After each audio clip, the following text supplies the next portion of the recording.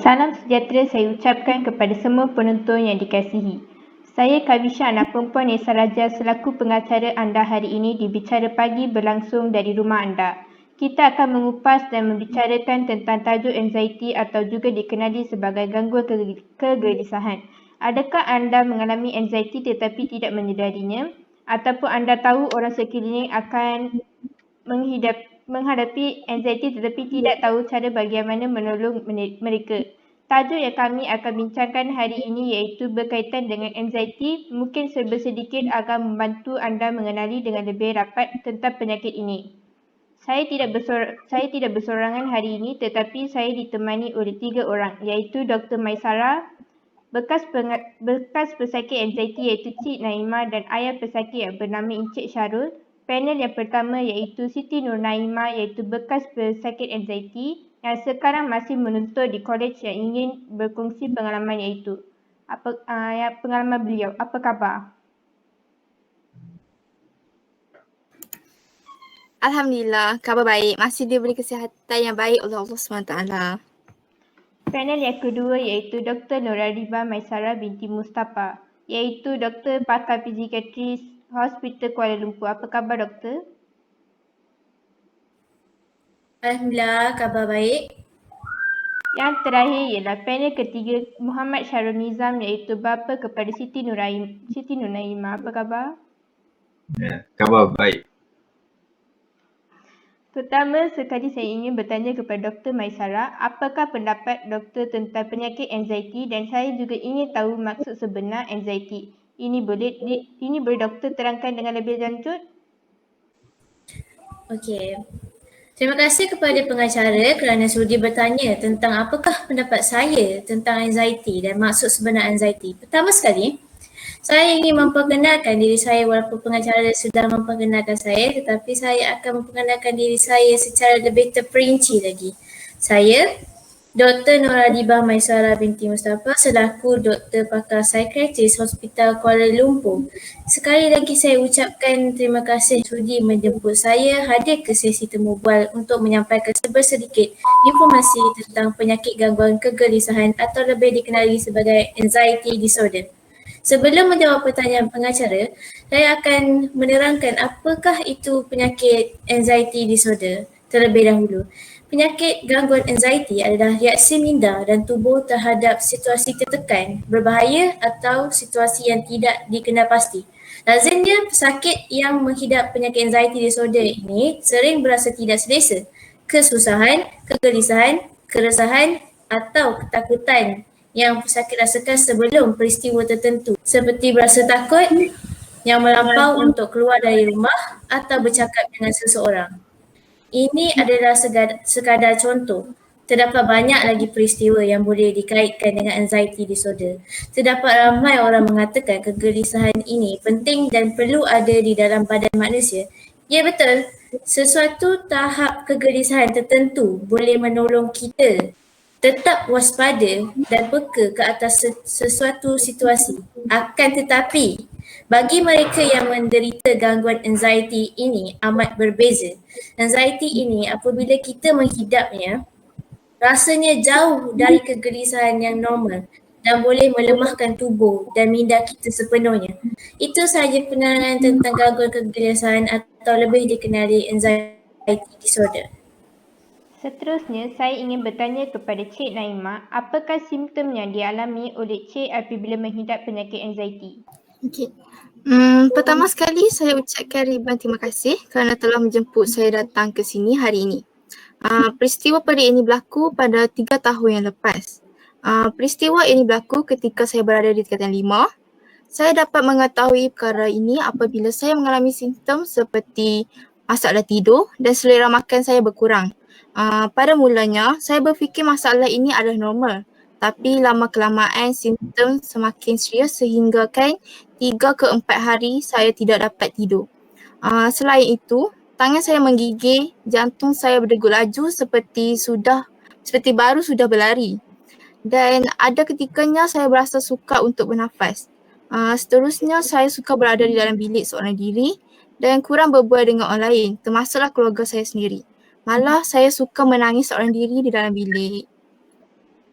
Seperti yang semua orang tahu, anxiety ni boleh terjadi kepada sesiapa sahaja, orang atasan maupun bawahan. Saya ingin bertanya kepada Dr. Maisara, siapakah yang berisiko untuk menghadapi penyakit anxiety ni? Saya akan menjawab pertanyaan pengacara tentang siapakah yang berisiko menghidap penyakit anxiety disorder ini. Penyakit ini boleh dihadapi oleh semua peringkat umur kecuali bayi yang tidak mengetahui tentang perihal di dalam dunia yang akan membuatkan mereka anxiety. Akan tetapi, kajian mengatakan pengalaman buruk seorang bayi boleh menyebabkan berlakunya penyakit anxiety ketika bayi tersebut membesar. Pengkaji mengatakan anxiety tersebut adalah anxiety tanpa sebab kerana bayi tersebut membesar tidak kira pada usia kanak-kanak ataupun dewasa.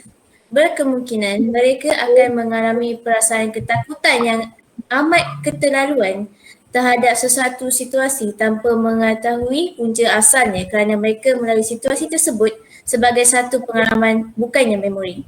Saya yakin kamu faham kenapa bayi hanya boleh menyimpan pengalaman dan bukannya memori.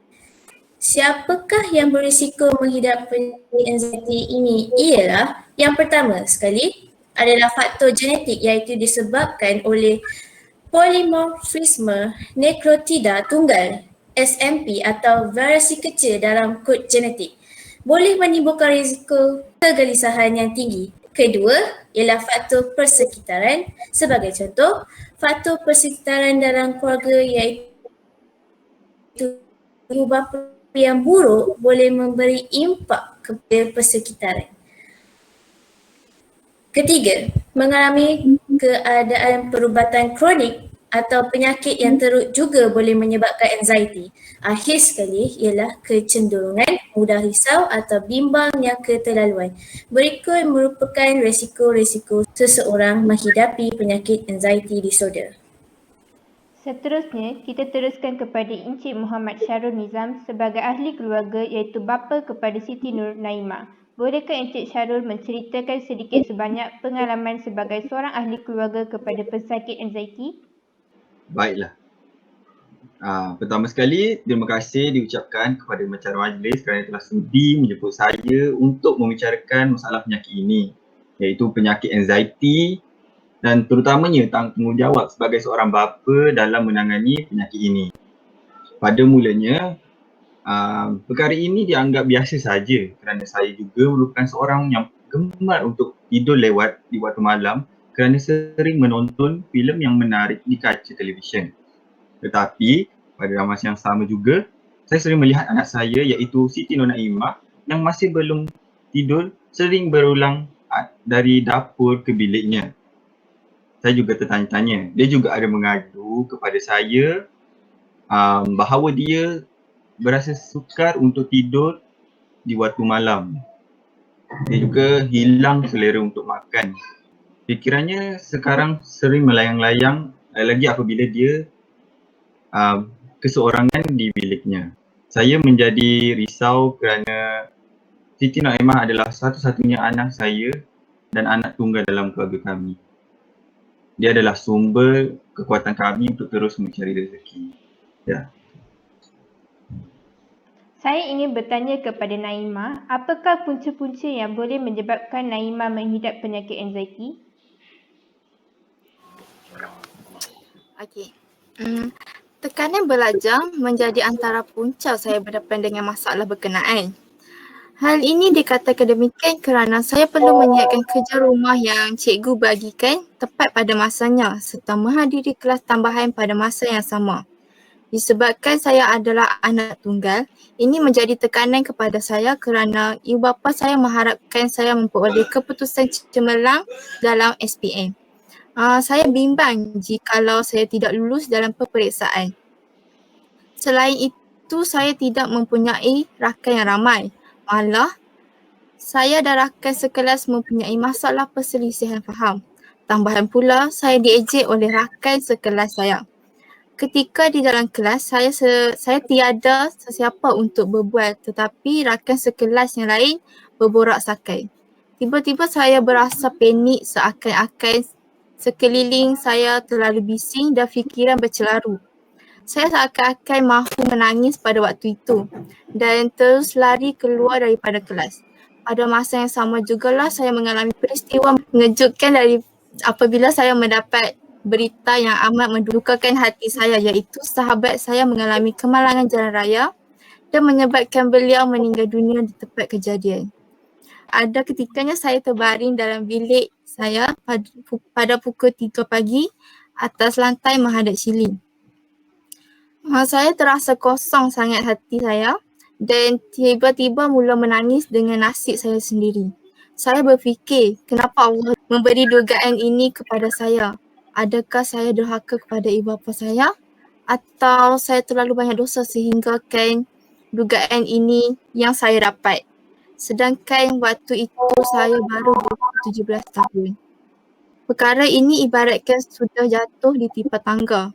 Selepas satu-satu masalah datang, saya terlampau tertekan sehingga saya menjadi barang murung dan memikirkan perkara yang negatif. Terima kasih kerana tadi telah berkongsi pengalaman Encik sebagai seorang bapa kepada bekas pesakit anxiety. Jadi apakah tanggungjawab dan cara menangani penyakit ini setelah mengetahui anak Encik telah mengidap penyakit tersebut? Terima kasih kepada pengacara kerana sudi lagi bertanya. Setelah mengetahui dan mengesahkan bahawa anak saya telah menghidapi penyakit anxiety ini, penyakit yang sukar untuk tidur dan sering merasa tidak tenang, saya telah disarankan oleh doktor pakar untuk mengambil beberapa tindakan untuk membendung dan merawat penyakit ini. Antara tindakan yang saya lakukan adalah memberi perhatian kepada anak saya. Ini kerana sebelum ini saya kurang memberikan perhatian kepada anak saya dan saya merasakan itu adalah satu cara untuk dia lebih cenderung bersendirian di dalam bilik. Yang kedua, peranan ibu bapa adalah kurang memberikan anak berada di dalam bilik keseorangan. Sebelum ini, anak saya sering keseorangan di dalam bilik. Jadi, saranan doktor kepada saya adalah tidak membiarkan dia keseorangan kerana itu membolehkan dia untuk fikirannya untuk melayang-layang. Jadi, apa yang difikirkan, saya sudah berpesan untuk anak saya untuk sama-sama berkongsi apa yang difikirkan. Yang ketiga ialah sentiasa membincangkan sesuatu masalah yang dihadapi bersama. Seperti yang saya kata tadilah, apa yang dihadapi, apa yang difikiran, jika ada sesuatu masalah, berbincanglah dengan saya. Jadi itu dapat meringankan sedikit sebanyak apa yang dihadapinya lah. Yang keempat ialah sentiasa mengingatkan anak-anak agar mengambil ubat telah diberikan oleh doktor mengikut masa. Jadinya saya akan sentiasa mengingatkan anak saya untuk mengambil ubat mengikut masa yang telah ditetapkan oleh doktor. Ini akan lebih mempercepatkan lagi proses anak saya proses anak saya untuk membaik pulih daripada penyakit ini. Yang terakhir ialah membawa anak saya pergi ke hospital untuk melakukan pemeriksaan dari semasa ke masa. Setelah makan ubat yang telah diberikan oleh doktor ini, saya tetap juga harus melakukan rawatan dan pemeriksaan terhadap perubahan kepada anak saya dari semasa ke masa. Bolehkah doktor menceritakan sedikit sebanyak tentang cara-cara untuk mengatasi anxiety? Okey, terima kasih kepada pengacara kerana bertanya kepada saya. Terutama sekali, saya ingin memberitahu kepada semua yang penyakit anxiety ini tidak dapat dihapuskan sepenuhnya. Bagi sesetengah bekas pesakit anxiety ini, mungkin mereka berasa penyakit ni, mereka sudah hilang penyakit ini sepenuhnya. Akan tetapi, kebenarannya ialah sebaliknya. Anxiety hanya boleh dikurangkan atau ditutup. Dalam Inggeris dia panggil seal, tetapi kamu boleh juga kata mengatasi.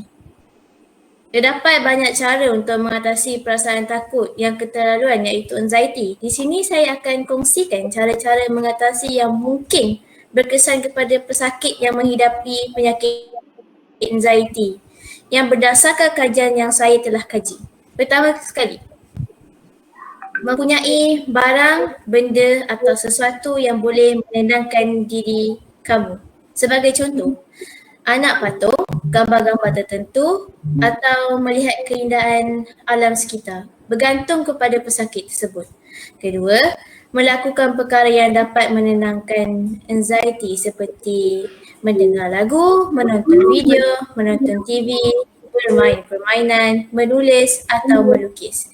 Berdasarkan pada apa yang saya telah kaji pada pesakit-pesakit saya, mereka menunjukkan hasil yang baik apabila mereka mendengar lagu yang merdu. Mereka mengatakan mereka berasa tenang sebaik sahaja mendengar lagu setiap kali gangguan anxiety mereka muncul.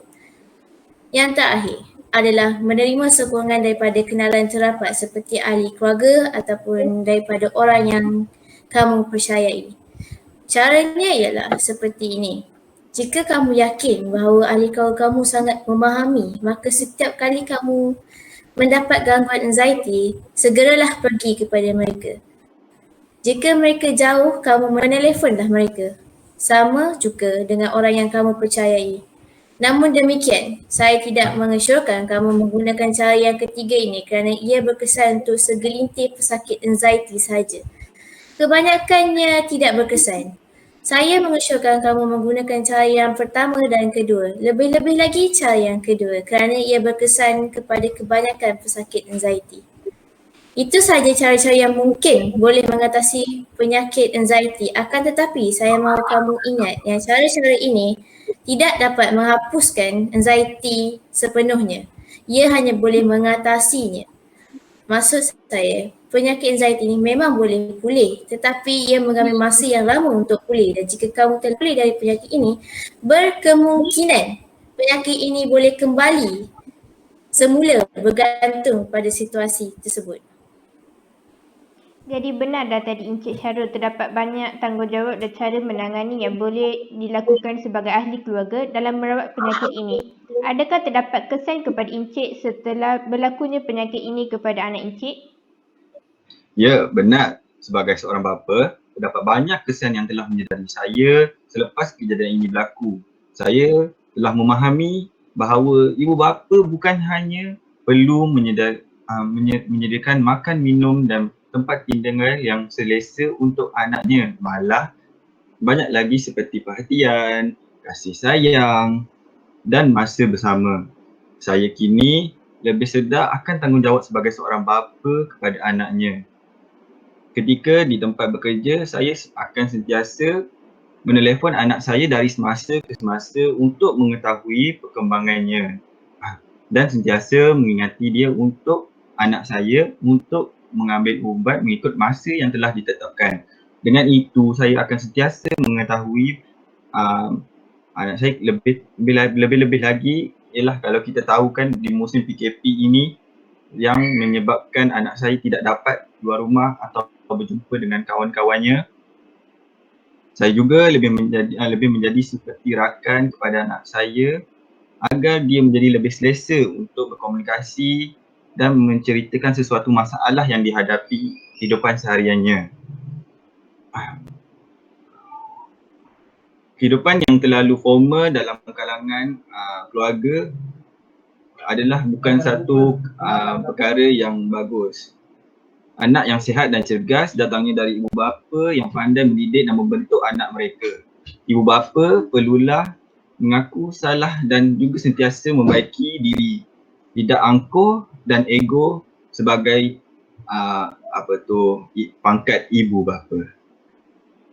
Terima kasih Encik Syarul atas penjelasan tadi. Apakah tindakan Cik Naimah pula apabila dapat tahu yang Cik mengidap penyakit anxiety?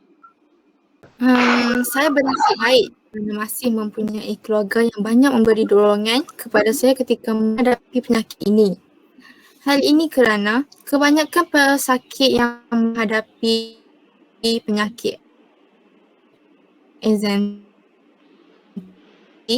ini mempunyai nilai. Tetapi sangat berubah kerana pada mulanya saya sangat cerita kepada ibu bapa saya kerana saya tidak mahu ibu bapa saya risau maupun sedih mengenai diri saya. Disebabkan itu, saya pendam masalah ini sendirian. Tetapi tingkah laku saya yang berubah secara mendadak membuatkan ibu bapa saya risau tentang diri saya. Hal ini kerana saya kurang berbual dengan mereka dan lebih suka berada di dalam bilik sendirian. Malah sikap saya dahulu ceria dan banyak bercakap berubah menjadi pendiam. Oleh sebab itu, ibu bapa saya menasihatkan diri saya untuk berjumpa doktor. Atas nasihat ibu bapa, saya membuat keputusan untuk berjumpa dengan doktor. Ketika berjumpa doktor, saya menjelaskan semua yang berlaku kepada doktor. Saya menceritakan rintihan harian, masalah di sekolah dan perkara sampingan yang dirasakan relevan untuk dikaitkan dengan keadaan saya. Selepas meneliti fizikal, kesan emosi dan situasi, saya didiagnos menghadapi anxiety atau gangguan panik disebabkan tekanan yang dihadapi saya. Kemudian doktor menulis surat bersama rutin menjelaskan berkaitan. Katanya, saya perlu dirujuk oleh pakar psikiatri. Selepas berfikir panjang, saya menolak unsur doktor dengan alasan sihat. Sukar untuk menerima kenyataan apabila dirujuk ke pakar jiwa sedangkan saya tidak gila. Dalam situasi itu, doktor sempat menjelaskan bahawa berjumpa doktor psikiatri bukan untuk orang gila sahaja. Malah, ibu bapa saya juga menasihatkan saya untuk merujuk dengan pakar psikiatri. Oleh sebab itu, saya berani untuk berjumpa dengan pakar psikiatri. Setelah merujuk pakar psikiatri, saya diberikan ubat-ubatan serta setiap 3 bulan saya perlu berjumpa dengan doktor semula untuk temu janji rawatan susulan. Alhamdulillah, saya semakin sembuh dan setelah berjumpa dengan doktor psikiatri. Saya ingin bertanya kepada Dr. Maisara, adakah anxiety ini mempunyai rawatan untuk memulihkannya dan bagaimanakah rawatan tersebut dijalankan? Boleh Dr. Maisara memberi keterangan dengan lebih lanjut? Okey, terima kasih pengacara. Terdapat beberapa cadangan rawatan yang sangat berkesan untuk mengatasi penyakit anxiety yang saya mengesyorkan. Bukan saja saya, malah pakar psikiatris yang lain juga mengesyorkannya. Rawatan ini boleh dikategorikan sebagai yang pertama, psikoterapi. Yang kedua ialah ubat-ubatan. Ketiga ialah terapi pelengkap dan alternatif. Berikut merupakan rawatan cadangan yang dicadangkan oleh mana-mana pakar psikologi ataupun psikiatris. Yang pertama iaitu bertemu dengan psikiatris untuk mendapatkan nasihat-nasihat yang berkaitan anxiety. Psikiatris dapat membantu pesakit anxiety mengatasi penyakit anxiety tersebut dengan memberi cadangan, nasihat dan ubat-ubatan yang berkesan. Psikiatris akan memberi cadangan bagaimana cara untuk mengatasi anxiety seperti yang saya beritahu tadi tentang cara-cara yang mungkin berkesan untuk mengatasi anxiety.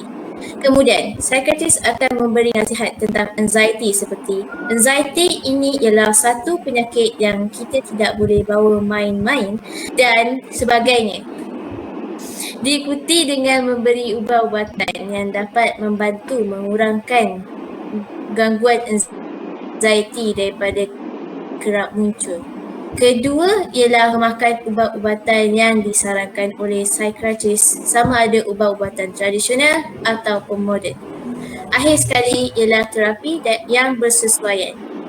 Bukan sahaja psikiatris yang boleh memberi terapi, malah pakar terapi dan kaunselor juga boleh beri terapi pada pesakit anxiety. Tetapi terapi ini ialah proses mengubah psikologi seseorang. Terdapat banyak jenis terapi yang dilakukan ke atas pesakit anxiety iaitu terapi kognitif, tingkah laku dan terapi fizikal. Terapi kognitif tingkah laku merupakan terapi psikososial berorientasi tindakan yang mengandaikan bahawa pemikiran yang salah menyebabkan tingkah laku salah dan emosi negatif. Ia merupakan satu bentuk psikoterapi yang mensasarkan untuk menukar bagaimana manusia berfikir dan bertingkah laku dengan tujuan menjadikan manusia merasa lebih baik. Ini membawa maksud perasaan dan diri kita dipengaruhi oleh gaya kita berfikir. Oleh itu, rawatan diberikan memberi penekanan ke atas sistem pemikiran dalam usaha untuk mengubah tingkah laku dan keadaan emosi. Pemikiran dan tingkah laku negatif kepada bentuk pemikiran dan tingkah laku positif. Akhir sekali ialah terapi fizikal iaitu teknik pernafasan, menenangkan tubuh badan dan otot dan bersenam. Itu saja.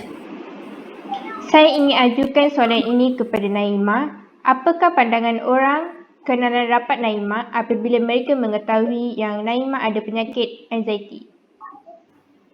Okey. Perkara ini memberi impak ke atas diri saya dengan membuka mata untuk melihat mana satu kawan, mana satu lawan. Kawan-kawan yang baik akan memberi sokongan dan dorongan agar kita pulih sedia kala. Ada peristiwa di mana saya dituduh sebagai pesakit mental oleh rakan sekelas. Siapa tidak terasa bukan dengan tuduhan yang tidak berasas sedemikian rupa. Dengan tuduhan sedemikian membuatkan saya lebih tertekan dan terasa lebih rendah diri. Saya berasa takut untuk berjumpa dengan orang ramai. Stigma ini menghalang saya daripada mendapatkan pertolongan daripada profesional dan seterusnya memberi kesan kepada proses pemulihan dan menjejaskan kualiti kehidupan. Tetapi saya bernasib baik kerana mempunyai dorongan dan sokongan daripada keluarga rapat serta rakan yang baik. Saya kuatkan diri untuk menghadapi stigma masyarakat ke atas diri saya. Kerana saya yakin pada masa itu, Allah tidak akan menguji umatnya sekiranya umatnya tidak kuat dengan ujian yang diberikan olehnya. Oleh sebab itu, masyarakat perlu hapuskan stigma terhadap pesakit anxiety kerana mereka memerlukan sokongan dan bantuan daripada ahli keluarga, masyarakat serta media agar mereka dapat keluar daripada keputusaan minda dan diri mereka sendiri. Okey, itu. Seterusnya soalan terakhir kepada Dr. Maisarah. Di manakah pesakit anxiety ini boleh mendapatkan rawatan? Okey, terdapat beberapa lokasi rawatan yang memberi perkhidmatan psikiatris, psikologi dan juga kaunselor. Antaranya ialah Hospital Kuala Lumpur. Hospital Kuala Lumpur merupakan hospital kerajaan yang mengutamakan pesakitnya. Harga rawatan sangat berpatutan. Dan hospital ini juga mempunyai jumlah psikiatris yang banyak dan perawatan rawatan yang berkualiti. Pesakit dapat merasakan perkhidmatan yang sangat baik di Hospital Kuala Lumpur. Seterusnya ialah Pusat Kesihatan Mental Community iaitu Mentari. Mentari adalah sebuah pusat kesihatan yang menerima kes walk-in. Pusat rawatan ini lebih tumpukan pada rawatan psikososial seperti kaunseling dan psikoterapi. Sesuai untuk pesakit yang tidak suka bergantung pada ubat-ubatan. Saya mengusulkan pusat rawatan ini kerana pusat rawatan ini terdapat di seluruh Malaysia. Selain itu, klinik psikiatri, pusat perubatan Universiti Malaya PPUM juga merupakan pusat rawatan anxiety yang baik. Selain itu, terdapat banyak hospital yang menyediakan rawatan anxiety. Jika kamu mengalami penyakit anxiety dan tidak tahu mana mahu cari psikiatris, terapis atau kaunselor, jangan risau. Kamu boleh bertanya kepada klinik kesihatan atau hospital-hospital berdekatan rumah kamu. Jika mereka tidak ada perkhidmatan tersebut, sekali lagi, saya kata jangan risau. Tanya kepada mereka di manakah kamu boleh mendapatkan rawatan tersebut dan mereka akan memberitahu kepada kamu. Itu saja daripada saya. Terima kasih kerana sudi mendengar. Terima kasih Dr. Maisarah kerana telah sudi bersama pada hari ini dan berkongsi sedikit sebanyak tentang penyakit anxiety. Sebelum itu, bolehkah Encik Syarul memberi sedikit pesanan kepada ibu bapa di luar sana agar penyakit ini dapat dibendung daripada terus menjadi penyakit yang sering dialami oleh anak-anak? Okey, boleh. Pesanan saya kepada ibu bapa di luar sana, jadilah ibu bapa yang sentiasa peka akan anaknya. Janganlah terlalu sibuk dalam mengejar harta dunia, kerana semua itu sebenarnya tidak memberi apa-apa jika keluarga tidak bahagia. Kesan buruk daripada sikap kita akan diterpiaskan kepada anak-anak, dan kesan itu akan menjadikannya murung, dan ini adalah satu penyebab terbesar mendorong anak itu mengalami penyakit anxiety. Selain itu, sikap menunding jari amatlah tidak boleh dicontohi dan diamalkan oleh keluarga. Malah mengamalkan sikap yang memaafkan, sering mengaku salah dan atas setiap kesalahan. Ibu bapa boleh menetapkan peraturan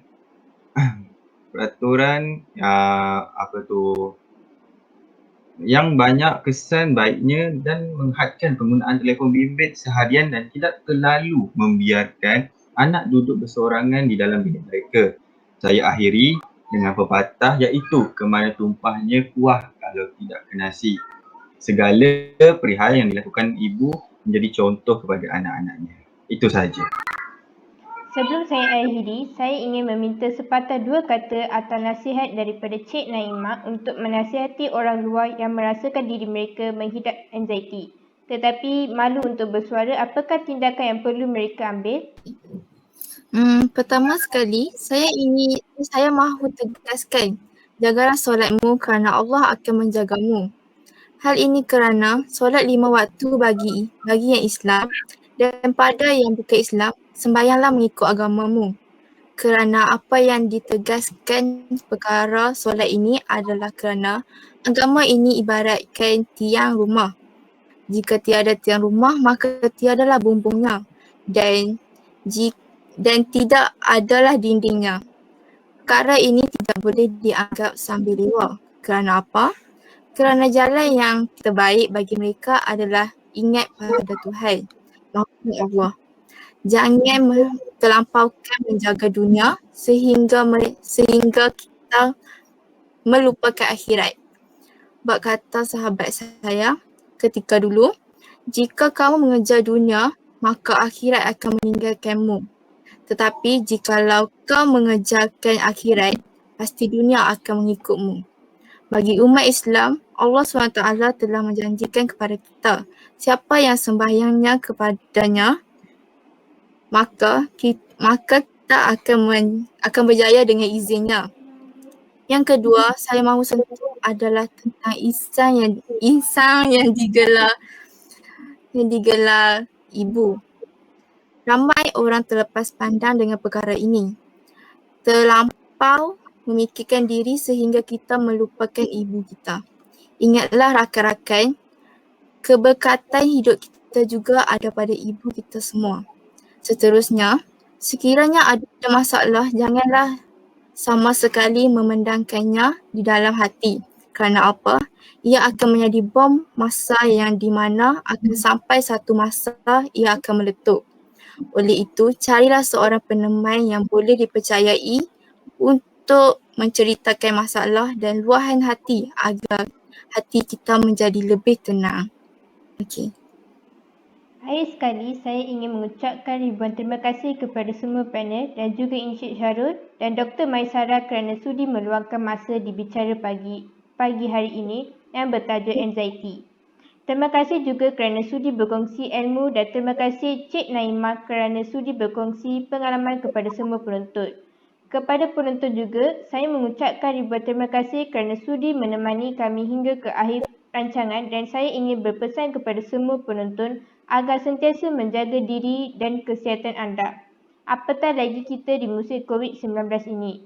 Dan anda jangan lupa untuk sentiasa menjaga SOP agar negara kita dapat pulih seperti sedia kala. Sekian, terima kasih.